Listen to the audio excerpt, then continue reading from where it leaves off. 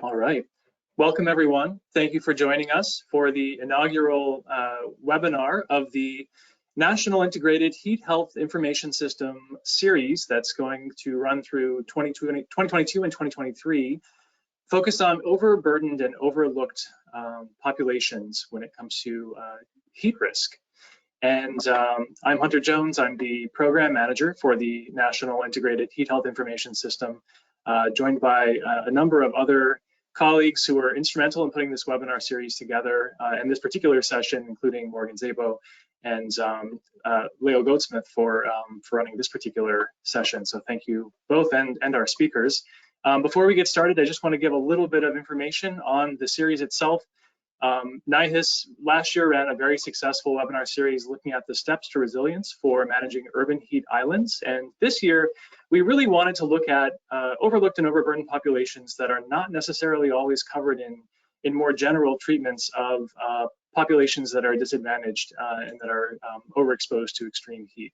And so we really wanted to get into some of the details regarding some of these populations, such as the LGBTQIA plus community and sexual orientation, gender identity, and gender expression. And there are many other communities that we will cover in future sessions. And we really want to understand what are the drivers, what are the mechanisms of risk in those communities, how are these various communities, what are the intersectionalities with respect to risk, and what can we do to protect various populations.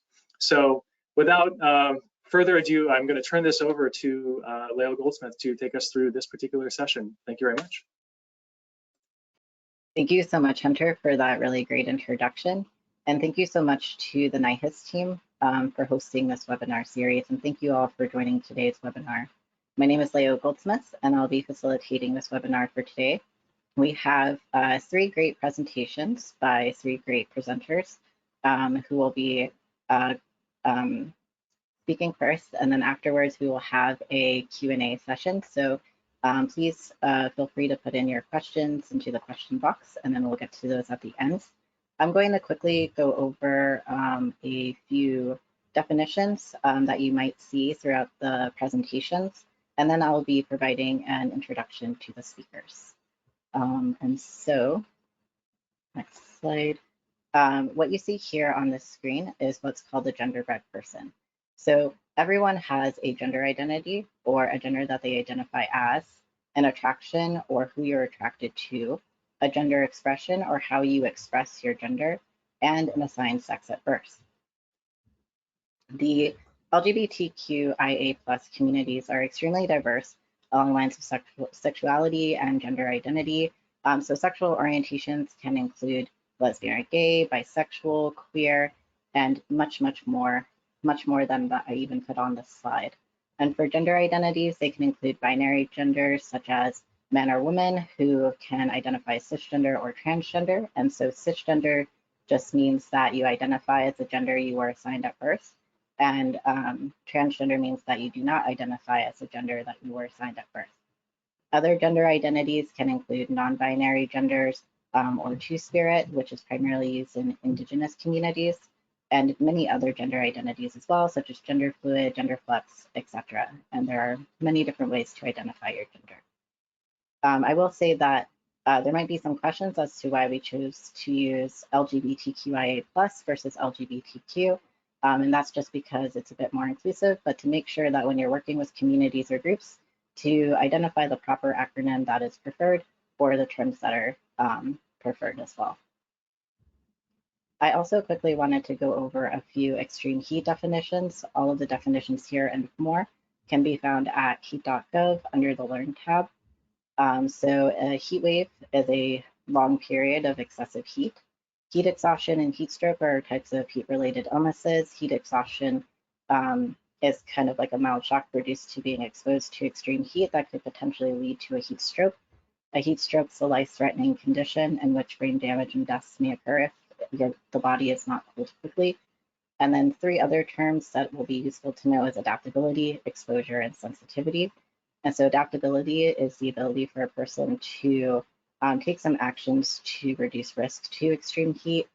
Exposure is the extent to which an individual is experiencing extreme heat. And then sensitivity is certain characteristics a person might have that might put them at more risk for extreme heat, such as pre-existing conditions, age, or occupation. And so now I'm going to stop sharing my screen and introduce the wonderful speakers that we have today. All right, so our first speaker for today is Vanessa Raditz, who uses they, them pronouns. They are a queer geographer, educator, storyteller, dedicated to community healing, opening access to land and resources, and fostering a thriving local economy based on ecological resilience. Vanessa is a graduate student at University of Georgia working on a master's in geography towards a PhD in critical studies in education. They already hold a Master of Public Health and Environmental Health Sciences from the University of California, Berkeley. Vanessa co-founded Queer Eco Justice Project in spring 2016, educating and organizing at the intersection of ecological justice and queer liberation. And in 2018, they co-organized the Queers for Climate Justice contingent to the Rise March for Climate, Jobs, and Justice. Vanessa is now the director of Fire and Flood, Queer Resilience in the Era of Climate Change, a documentary about queer resilience to climate change in Northern California and Puerto Rico, and they are the project director of Out for Sustainability's newest initiative, Q Ready. Our second speaker for today is Dr. Michael Mendez, who uses he, him pronouns and is an assistant professor of environmental policy and planning at the University of California, Irvine, an Andrew Carnegie Fellow and a visiting scientist at the National Center for Atmospheric Research. Dr. Mendez has more than a decade of senior level experience in the public and private sectors, where he consulted and actively engaged in the policy-making process. His new award-winning book, Climate Change from the Streets, is an urgent and timely story of the contentious politics of incorporating environmental justice to global climate change policy. Dr. Mendez's new research, supported by the National Science Foundation Early Career Faculty Award, focuses on climate-induced disasters and social vulnerability. In conjunction with the National Center for Atmospheric Research, this project explores the disparate impacts of extreme wildfire, heat wave, and drought events on undocumented Latino, Latina, and Indigenous migrants. Dr. Mendez holds 3 degrees in environmental planning and policy, including a PhD from UC Berkeley Department of City and Regional Planning, and a graduate degree from MIT.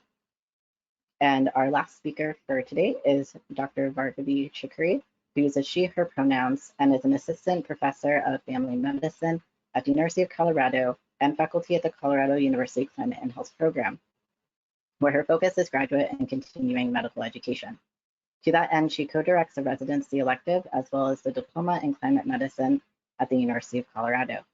Her current areas of interest include the intersection of primary care, community medicine, and climate change, with a focus on systems medicine and health and gender equity. She's a technical contributor to the 5th National Climate Assessment, attended and presented at the United Nations Climate Change Conference in 2021, and she is also co-chair of the Planetary Health Collaborative at the Society of Teachers of Family Medicine. And so with that, I will hand it over to Vanessa to give their first presentation. And so I will share the slides.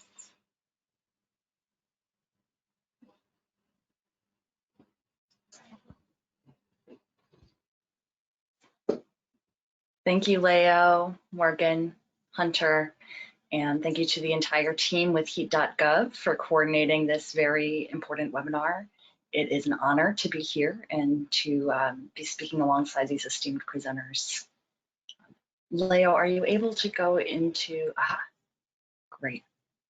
So my role here today is to give a big picture orientation to the vulnerability of LGBTQ+ communities to extreme heat, so that we can all learn to see these communities within the front lines as we move along in the presentations. So next slide.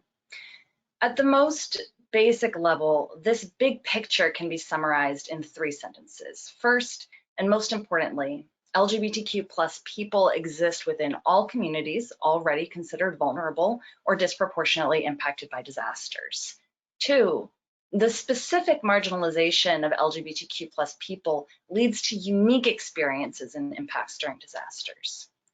Third, these impacts are compounded among those who are marginalized by multiple social, political, and economic injustices. And I will also be making the argument that one best practice for disaster preparedness to extreme heat is to partner with LGBTQ+ organizations to provide resources for existing resilience within communities. But to begin, I'd like to back up a long, long way and start with a story. So I'm speaking to you right now from what is now called Athens, Georgia, in the ancestral lands of the Muskogee, Yuchi, and Cherokee nations, communities with millennia of traditional ecological knowledge for living in right relationship with land and our more than human kin. In 1830, these communities were forcibly torn from home and lifeways through the Indian Removal Act, remembered as the Trail of Tears. Next slide. And this process of forced removal was itself only possible because of the inland encroachment of plantations, fueled by the forced labor of African people and their descendants under chattel slavery. And I began by sharing this history because learning to see the ongoing presence of colonialism and extractive economies on our landscape, it's key to understanding the climate crisis that we are in, a crisis that is driving the increased frequency and severity of extreme heat events. And it is also key to understanding the social marginalization of LGBTQ+ communities. Next slide. The prevailing European worldview, globalized under colonialism, deemed the many different systems of gender, sexuality, and kinship in indigenous communities as immoral. And this was then used as justification for the violence of colonialism, a violence that would fundamentally change human relationships to land and to our bodies. And in other words, the particular gender and sexual norms of our society are not innate. They are constructed, and they come from the same social and geographic histories fueling climate change and extreme heat events. Remember, I did say that this was the big picture presentation of the day, right? But this history is very important for understanding the situation today. Next slide. Particularly the long-standing theological belief within Christianity that homosexuality is unnatural or, quote, a crime against nature. And you can still see this exact language enshrined in law across the country, such as this one from Michigan. Next slide. In fact, as the climate crisis intensifies, LGBTQ+ people may face even greater threats as social instability and resource scarcity increase homophobia. According to religious scholars, fundamentalist Christianity is more likely to attribute the instability of nature to sexual immorality rather than carbon consumption. And you can see this in this quote from media pundit Ann Coulter in the aftermath of Hurricane Harvey. Next slide.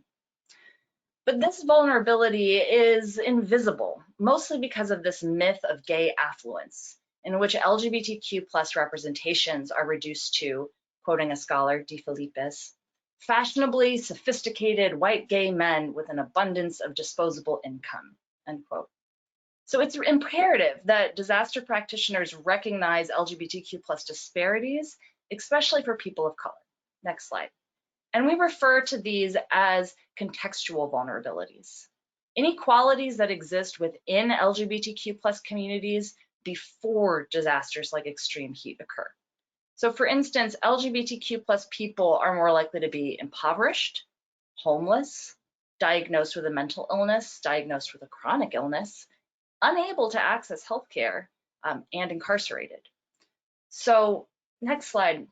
When you look at an image like this, which is included in the recently launched heat.gov website, what I hope that you take away is that LGBTQ+ people exist within all of these communities already considered vulnerable to extreme heat. Next slide. And one more slide forward. We discussed these contextual vulnerabilities in depth in our recently published journal article, Queer and Present Danger. And I will now outline a couple other frameworks from our paper that can help set up the following speakers. Next slide. So in this paper, we provide a high-level overview of the drivers of discrimination and bias, which include inequitable government disaster response programs, such as a lack of clear non-discrimination protections in FEMA. 2, another factor is a lack of recognition for LGBTQ+ families, which includes chosen family, a group of important people that make up someone's social support system. And 3, we also highlight the increased role of faith-based organizations in disaster response. In some cases, faith-based organizations have refused to provide services to LGBTQ communities during disasters. But even if they are open and affirming, the historical legacy that I just outlined can leave some LGBTQ+ individuals wary of seeking help in these faith-based organizations. Next slide. Our paper also lays out recommendations, including first and foremost, anti-discrimination policies and cultural competency training on sexual orientation and gender identity among response providers. 2, we also describe that there should be funding for organizations serving LGBTQ+ populations so that they can receive training and maintain their physical centers to prepare to provide disaster response assistance. 3rd, governments should establish permanent disaster relief funds that are culturally and structurally sensitive to LGBTQ+ people and other marginalized groups. And then finally, there are measures that can address the needs of all front lines that also really benefit LGBTQ+ disparities. For instance, we focus on healthcare for the uninsured.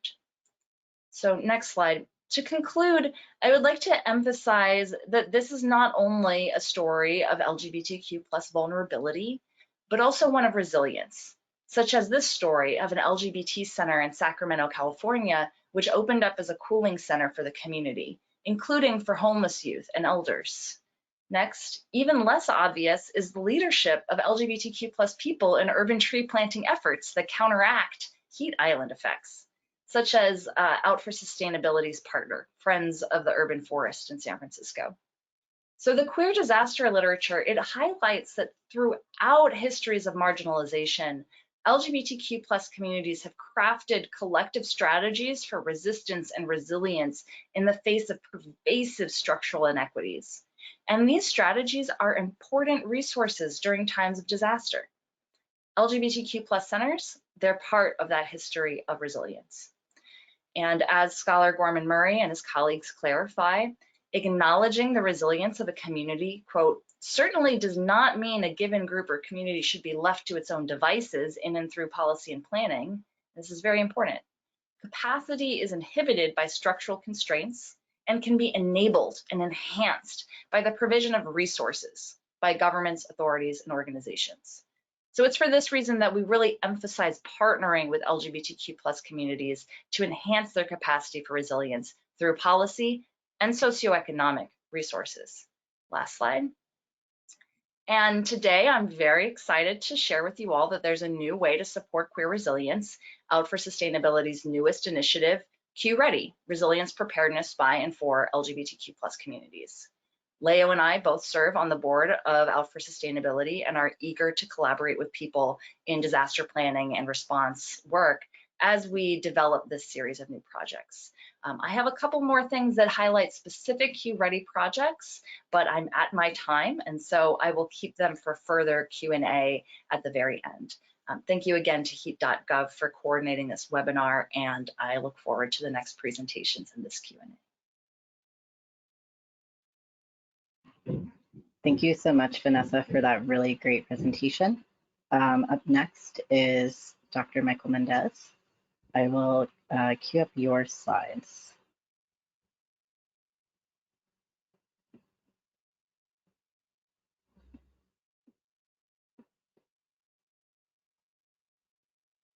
Sorry, 1 second. Dr. Mendez, we can't hear you. Oh, great. Can you hear me now? Thank you and good afternoon, everyone. It's a pleasure to be here today. Thank you to Leo and Hunter for organizing this event, and Vanessa for your insightful, broad overview of the research that we're putting forward and trailblazing on the disparate impacts to the LGBTQ community. So, as Vanessa mentioned in their presentation, it's important to understand that throughout the United States, not everyone will equally experience the burden of climate change or climate-induced disasters. The people who are already the most socially vulnerable, as mentioned before, will experience the greatest impacts to climate change-induced disasters. Impacts like increase in severity and frequency of air and water pollution, wildfires, heat waves, and other extreme weather events. In California, where a lot of my research is focused on disaster studies, we are experiencing a major climate change crisis. In the last several years, millions of people have been impacted by multiple disasters, fires, blackouts, heat waves, drought, hazardous air quality, and of course, the ever-present COVID-19 pandemic. These compounding of disasters have cascading health, social, and economic impacts. And due to structural inequality, these impacts are disproportionately affecting low-income people of color, including LGBT populations. In essence, heat waves in California are not isolated events. They often now compound with other hazards and comorbidities, or what is called a syndemic in the field of public health. So now more than ever, it's important and crucial to understand how these events amplify existing inequalities and how to lessen the resulting harms, particularly in an understudied population in the context of heat waves impacts on low-income LGBT people of color. Low-income people of color, LGBTQ, and gender minorities are already, as it was mentioned, experiencing an undue burden of marginalization, disenfranchisement, and discrimination in their everyday lives before a disaster strikes. These communities are already underserved and are least prepared to recover from the most severe harms caused by the climate crisis. In essence, they experience a hyper form of marginalization when a disaster like a heat wave occurs. Next slide, please. LGBT people have long been subject to disproportionate burden of pollution compared with cisgender heterosexual people due to discriminatory housing policies, the exclusion of LGBTQ spaces in certain communities, higher poverty rates, and poor infrastructure, which all can, particularly poor housing and infrastructure, can be exacerbated during a heat wave, as many of us know, and experience worsening air quality from heat waves. Two groundbreaking studies found that areas with higher proportions of same-sex couples saw increased amounts of hazardous air pollutants compared with areas with lower proportions of same-sex couples. This has resulted in LGBTQ plus people suffering higher rates of chronic diseases associated with environmental exposure, such as respiratory diseases, cardiovascular disease, and cancer. Next slide. In a similar study, other researchers suggest that LGBTQ people see higher rates of asthma. And in Washington, D.C., for example, the community reported having asthma rates 7% more than their straight neighbors. This has largely been attributed to risk behaviors like smoking and proximity to pollution as well. These studies highlight the need for more research on the disparities that LGBTQ communities experience from our changing environment and increases in environmental burden, particularly around poor housing structure. Many individuals that settle into primarily LGBTQ communities often go there as a form of solidarity, cheaper housing, and in essence, some of this housing is poor quality and it exposes them more to heat as well as poor air quality. Next slide. Recent reports by United Nations Intergovernmental Panel on Climate Change citing a growing body of research about impacts of human-induced climate change and its role on intensifying weather events such as heat waves. The report detailed how greenhouse gas emissions are affecting increasingly hotter temperatures, how this warmer climate is expected to increase surface ozone over polluted regions. Ozone, as many of you know, is a precursor to smog, and how some aspects such as heat may be amplified in cities because urban areas are typically warmer than surrounding areas, also known as the urban heat island effect. These heat islands form because urban surfaces such as roadways and rooftops absorb and emit heat to a greater extent than most natural surfaces, and many of these communities, many of the older, lower income established LGBTQ communities don't have green spaces as well to cool down these areas. Therefore, these heat impacts are important to LGBTQ communities, many of them that reside in urban areas and are part of populations that are socially vulnerable. Next slide. But LGBTQ communities are not restricted to only big urban centers. Many queer people also populate rural and agricultural regions. For example, Paloma Reyes, who's pictured here, one of the people I interviewed in my own research on wildfires, has supported the LGBTQ community for over 6 years through the Santa Rosa Translatina group. It's a grassroots network of transgender people, including farm workers and undocumented migrants who advocate for each other in the Sonoma County region in Northern California, one of California's elite wine regions. Reyes has called Santa Rosa home for more than 2 decades. When I interviewed her last year, she told me that there have been a collision of crises in the region where people are suffering from the searing heat, wildfire smoke, and of course, COVID-19 virus hotspots, and some a syndemic, as described by the public health officials. Quote, she stated, "We were supporting each other. It was not easy for us trans girls who work in agriculture."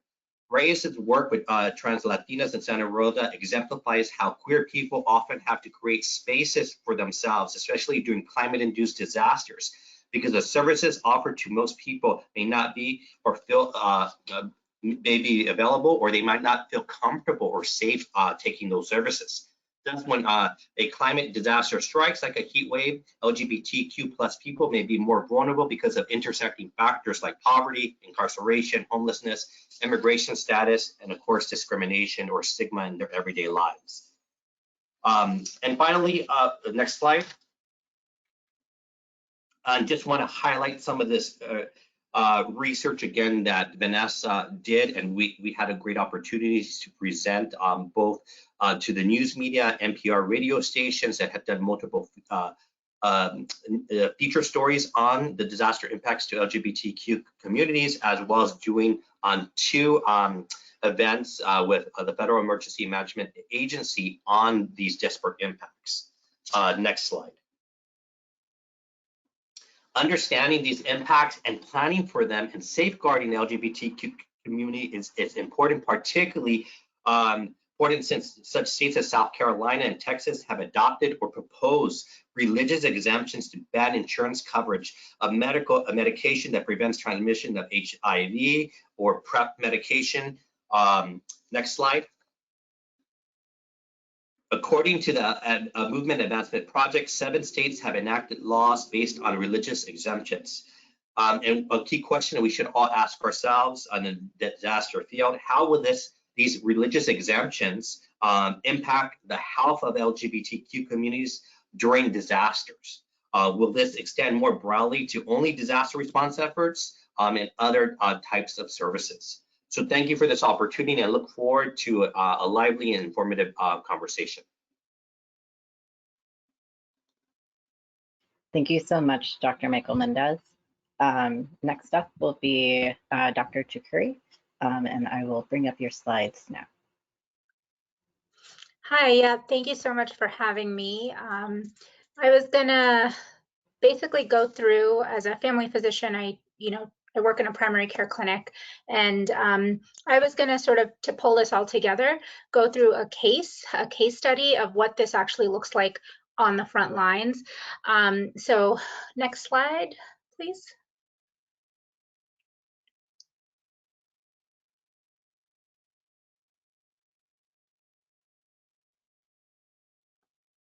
And before I kind of jump into the actual slide, I think it's important to reiterate some health disparities that health professionals like myself and my colleagues really need to be aware of when taking care of LGBTQ+ individuals. So we know that LGBTQ individuals are at higher risk for developing mental health issues like depression, anxiety, also suffer from disproportionate rates of tobacco, alcohol, and other substance use. Some individuals are at higher risk for suicide, HIV, other STDs. We know that, for example, lesbians are less likely to get preventative services for cancer. Lesbians and bisexuals are more likely to be overweight or obese. And in addition to that, LGBTQ+ individuals can have additional social vulnerabilities, so less likely to access healthcare throughout their life, as well as barriers like increased social isolation, more likely to be homeless, things like that. And all of these things can sort of layer on top of each other to ultimately create multiple risk factors for everyday diagnoses, things like heart disease, heart attacks, and strokes. So next slide, please. This is a conceptual model from the American Heart Association's position statement on how all of these risk factors can sort of compound one another and ultimately lead to higher rates of heart disease, heart attacks, strokes, like I just mentioned. So next slide, please. So moving on to a case, this is sort of an amalgamation of cases that I've seen in my practice. So our hypothetical patient is Tim. He's a 16-year-old transgender male, and he's presenting to my clinic for worsening depression. He's accompanied by his pregnant 36-year-old mother, and he's been on an antidepressant for a couple of years and is also engaged with counseling. And he's really coming in today because his depression, he reports, is getting worse. He cites several reasons, but mainly stress at school. And he has questions about whether or not we need to adjust his medication. Over the past couple of years, he's generally tolerated his medication and only reports some excessive sweating as a side effect. And he also sort of tells me that he's worried that he's going to be unable to continue counseling because of some potential transportation barriers that are upcoming. As far as, socially, he and his mother live in an apartment building a few blocks off of the highway in Denver, Colorado. They don't have air conditioning in their apartment, and he works as a server at a local restaurant with outdoor dining. So when someone like this comes in to see me, I think there's a couple questions that I have. Next slide, please. First, what are Tim's underlying health and socioeconomic risk factors that can impact health outcomes? And in this setting, really, what are his risk factors for heat-related illness or any other climate change environmental exposure? And then in addition to that, I also think about what is his experience actually interacting with the healthcare system and the public health system more broadly. So everything from getting through the front door to getting into the exam room to see me, and then subsequently after that. And then how would his health impacts potentially get worse during a disaster situation like a heat wave or another extreme heat event? What are the disaster services and relief services that are really thinking about any unique vulnerabilities that he might have? So I'm a physician who has some expertise in climate change and health, and so I kind of have this climate-informed lens when I take care of my patients. So on the next slide, you can sort of see that if you have this lens on, you can just immediately start to see some risk factors for heat-related or temperature-related illness. So first, he's transgender. He already has a history of mental health issues like depression. He's on this antidepressant medication that can change his sensitivity and thermoregulation, and so it can make him more prone to things like heat stroke or heat stress. He may have difficulty with transportation in the setting of a heat wave if he needs to get to a cooling center, and then at home doesn't have air conditioning and also has potentially occupational risks at work. In addition to that, this is a 16-year-old, so this is a pediatric patient, and we know that children and adolescents and teenagers are at higher risk of things like eco-anxiety and stress and other mental health issues related to climate change. Next slide, please.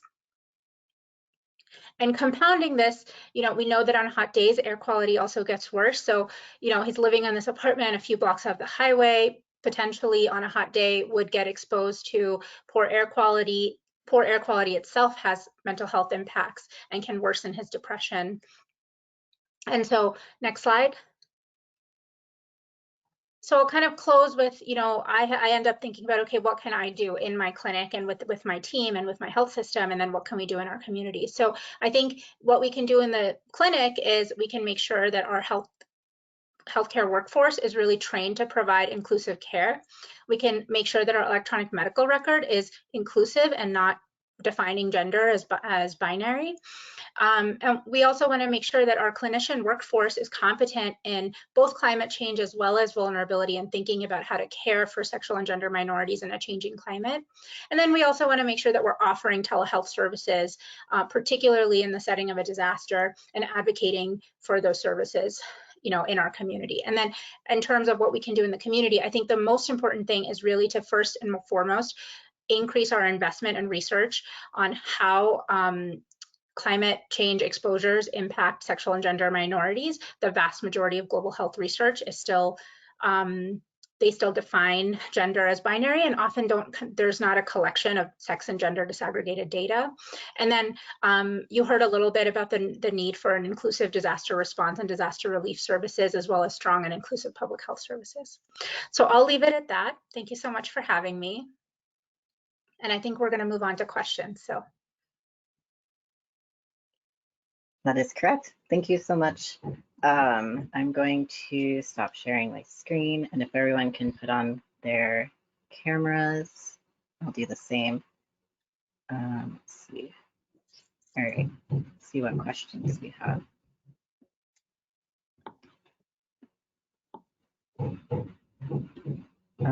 Let's see. So there is one question.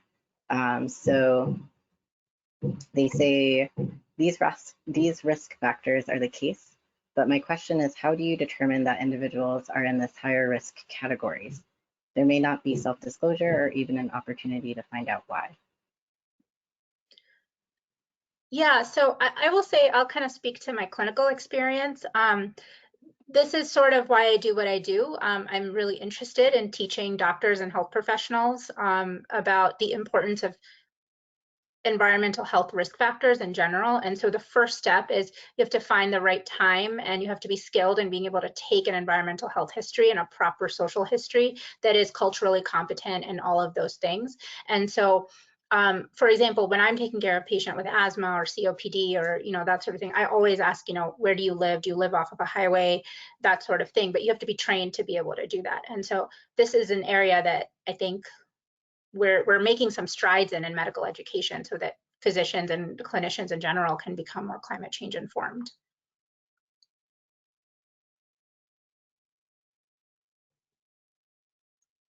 And I think I should like to add, and we discuss it more in our paper as well, and the work that we do is ensuring that disaster planners, urban planners, both at the federal, state, and local level, take an intersectional approach to social vulnerability or contextual vulnerability, and try to think a little outside of the box of who those individuals and how some of the people that are considered socially vulnerable or more disproportionately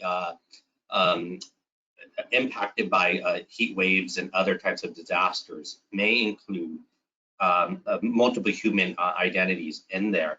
And I think that California has been one of the leaders in this. A couple of years ago, they were one of the first to adopt a statewide policy on disaster planning that county governments needed to include LGBT populations as a group that historically has been looked at as being socially vulnerable or disproportionately impacted by such events. So I think that's one step is creating policy and leadership for our disaster planners, managers, and policymakers around this area.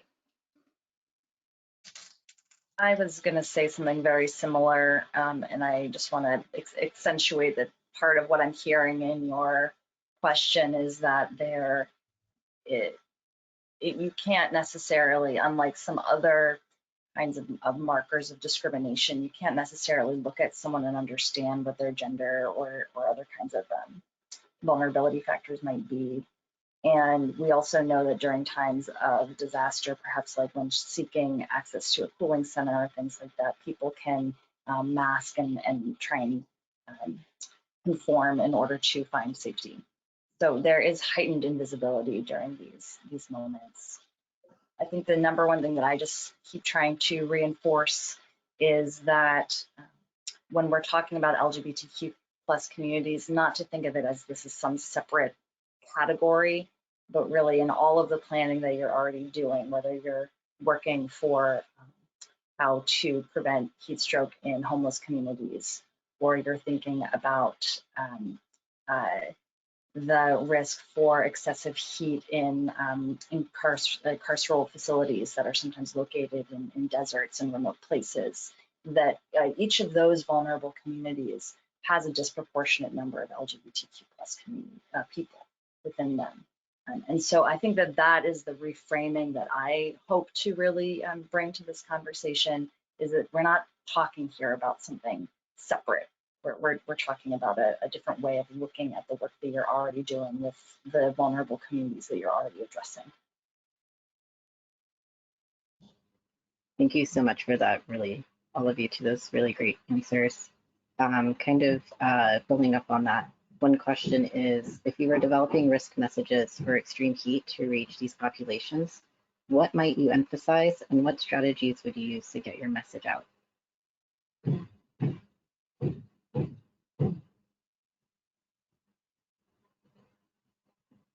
Well, I guess one first is, again, this work has to be done before the next disaster strikes, months, if not years ahead, in building relationships with trusted LGBTQ plus organizations and seeing them as an important factor in disaster risk reduction. And as Vanessa showed in their presentation, LGBTQ centers are becoming central to that.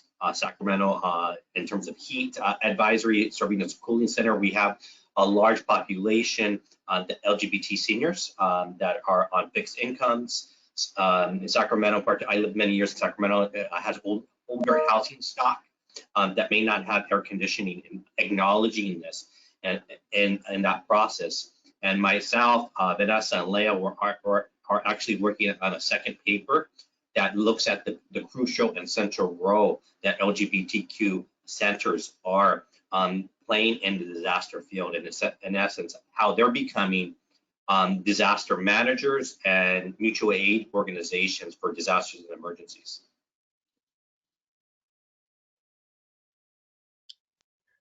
Yeah, I think on my end, I think about even outreach to health professionals about some of these heat risks, because in general, I don't think at presently, like most medical schools are not teaching about heat risk and medication sensitivity. That's not part of the curriculum uniformly at the moment.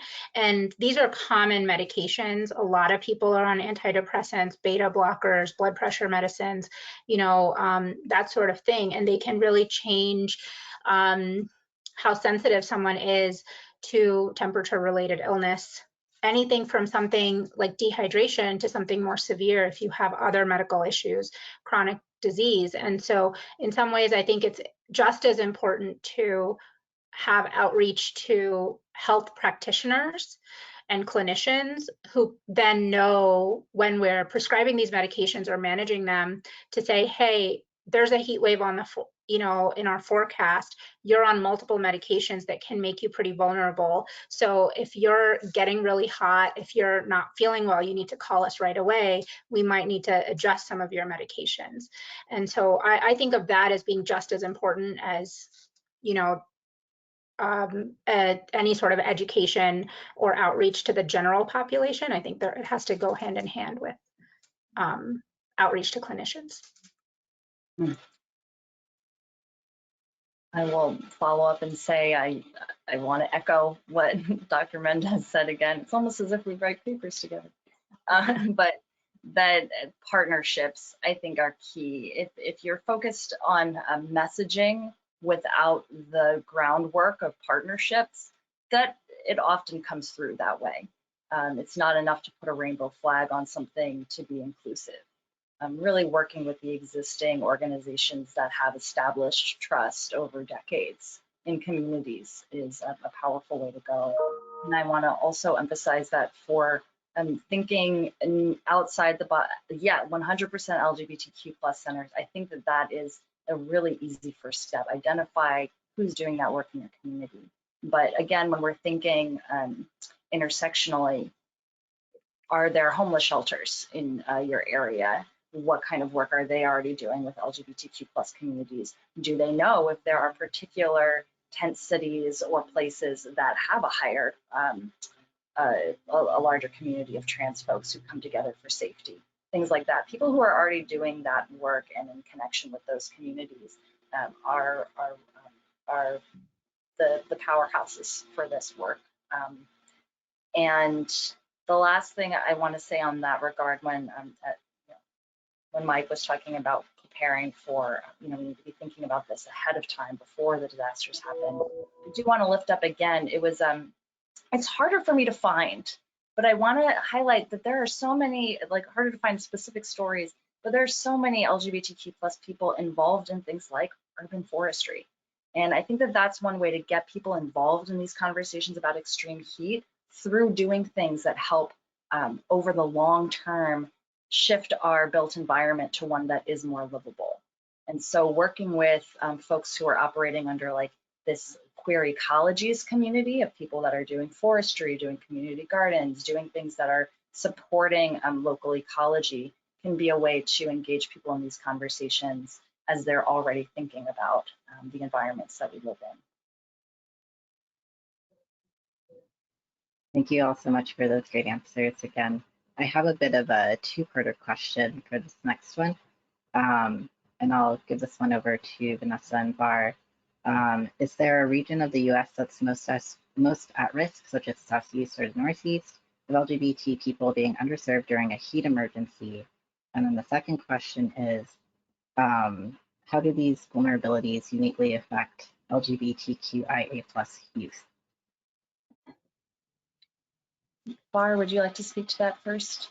Sure, yeah. So in terms of region, I'm not too sure if I know of any data that, but in just in my personal experience, having worked in, multiple health systems and clinics, irrespective of where you go, I think if you go to the doctor's office, you have to check off, your gender, or your sex or something. And so nowadays we're all sort of working with an electronic medical record. And so let's say you go to an emergency room, right? If that health system hasn't invested in an electronic medical record that is gender affirming and inclusive to start with, then you're sort of behind the 8 ball. And I don't know that there's any one specific region that's really good at that. I think it's individual health system based, whether or not they've decided to make that investment. And then in terms of LGBTQ plus youth, I mean, I think this is really, I think, one of those areas where there's just this huge intersectionality between intergenerational inequity, where children born today, children that have been born in the past decade, they just have so much more exposure to these extremely hot days than someone born in the 60s. And so they're already just exposed to all this environmental degradation in a way that is inequitable. And then children, if you think about someone like a baby or someone, they literally have more breaths to breathe of the air quality that's going to exist.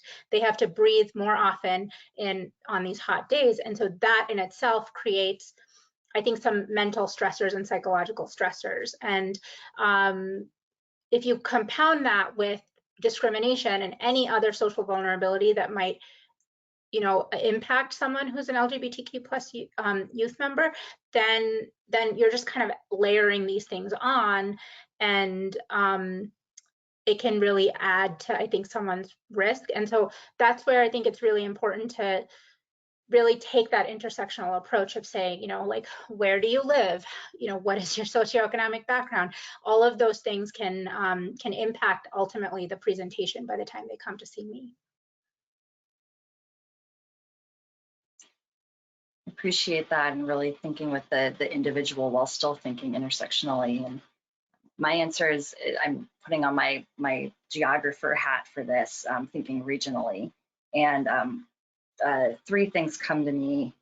The first is to not forget about LGBTQ plus people in rural areas that often receive fewer services in general. And that's something, sometimes we don't remember that because, again, of this myth of gay affluence and the idea that queer people are innately urban, or that urban places are the only places queer people go to seek safety.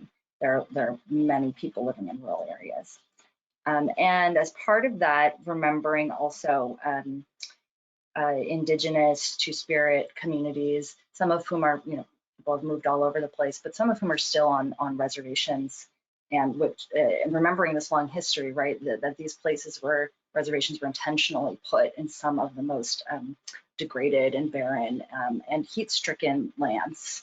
And I don't want to paint this as a vulnerability story. I think, the Muskogee and the Cherokee are doing some of the best work in Oklahoma as nations to like, for instance, during the coronavirus crisis. But I do think that, like, if we're thinking geographically, we do need to remember those areas and be in really intentional partnerships with Indigenous nations, which include queer and trans people and other names that these communities have gone by for millennia. And then third, on that train of thought, just a reminder that in the United States, you know, we still are responsible for colonial territories along the equator. So remember, I do work in Puerto Rico, in the Caribbean, also Guam in the Pacific, thinking about these are the frontline geographies for climate change in general that I think are obscured when we're just thinking about the US mainland.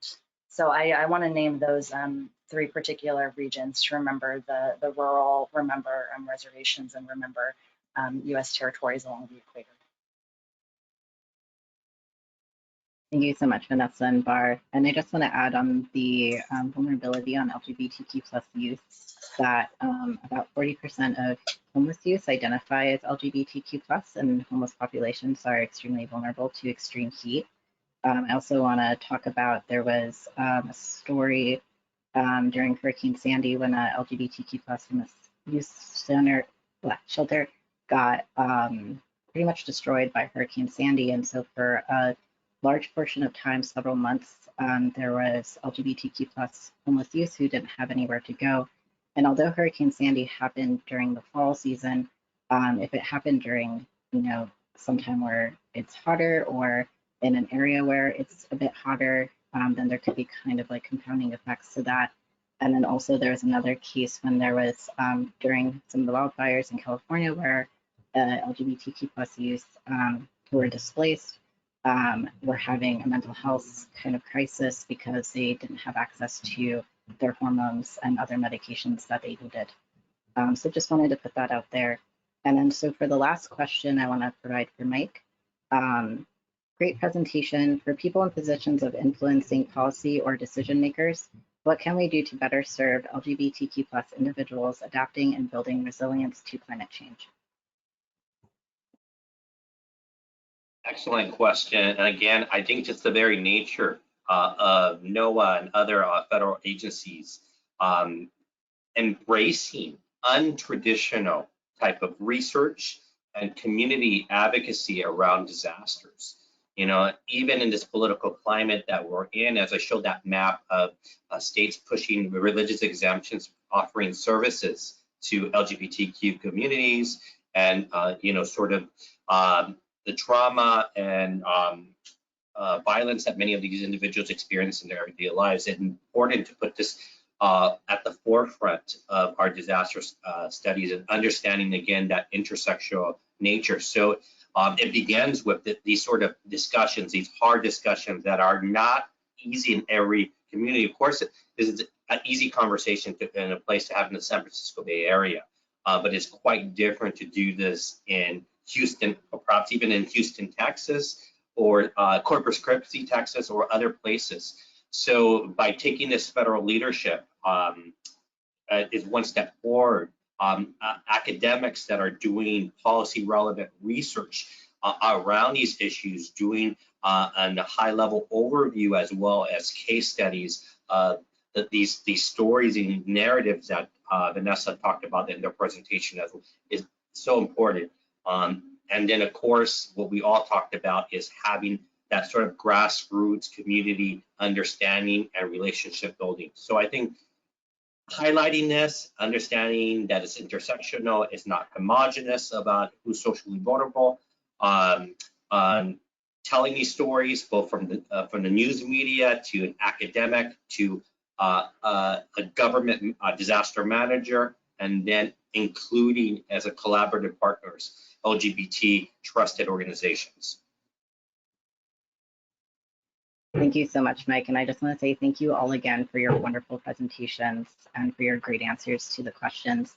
And I apologize to those questions that we did not get to. If you want, you can put your email address into the questions and I'll make sure that the presenters receive them so that they can answer them.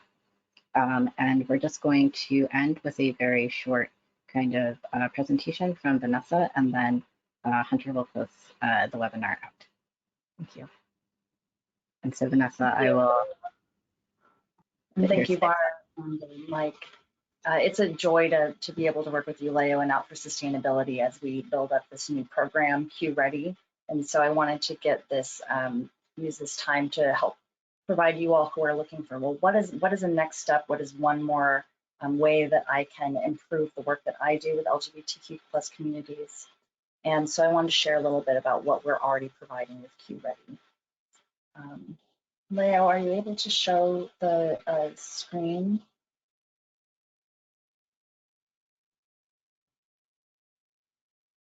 Sorry, just there it goes. Okay, great. So Q Ready is still in early stages, but next slide. Our vision is to offer a comprehensive program with resources for LGBTQ centers, disaster professionals, educators, and community organizers. We really value frontline leadership, and so we're intentionally working towards this vision through partnerships and collaborations. Mostly right now, we are focused in Puerto Rico. So next slide. In our first year of this initiative, we're focusing on educational materials, and our main goal is to complete the documentary project, Fire and Flood, Queer Resilience in the Era of Climate Change, which weaves together stories of the California wildfires with the near simultaneous disasters from Puerto Rico in the aftermath of Hurricane Maria. And next slide. One of these stories comes from Paloma Reyes, who you just heard about from Dr. Mike Mendez. A really powerful leader, trans-Latina farm worker in Northern California, and the co-founder of Santa Rosa Trans-Latinas that has been really influential with helping trans women and trans-Latinas through the wildfires. And Q Ready is now working on other educational materials. 2 slides forward. Wow, yeah, you can stay here.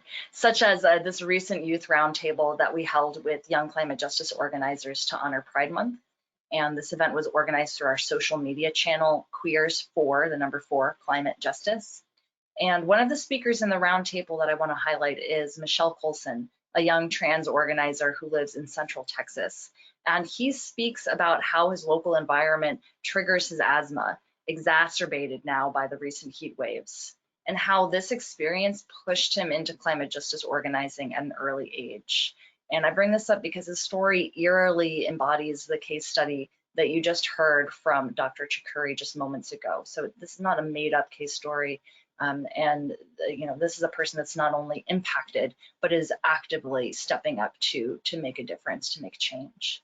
So next slide. We hope that stories like Paloma and Michelle's emphasize the importance of resourcing queer resilience. Next slide, and just hit it twice. As disasters such as extreme heat increase in frequency and severity due to climate change, investing in community resilience is essential to help the most marginalized not just bounce back to some form of normalized injustice, but to really help us all as a society follow their leadership to bounce forward to more equitable and just futures. So again, please reach out. We would love to form connections and partnerships with people already planning for things such as extreme heat as we develop this suite of programs beyond our educational materials. And thank you again to heat.gov, and I'll pass it on to Hunter to close this out. Great. Thank you again so much, Leo, Vanessa, Bar, Mike, Morgan, for this fantastic start to this webinar series. I learned a lot. I really enjoyed and appreciated the questions from the audience, so thank you for joining us as well. This is the first of many in the series. The next webinar will be on rural populations, and we're very close to having that scheduled, though we don't have the date and time quite yet.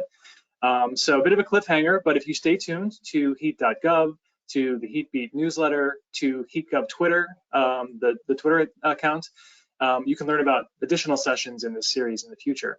The recordings, the slides, the resources from today's session will be on heat.gov. And with that, thank you again, and we look forward to seeing you next time.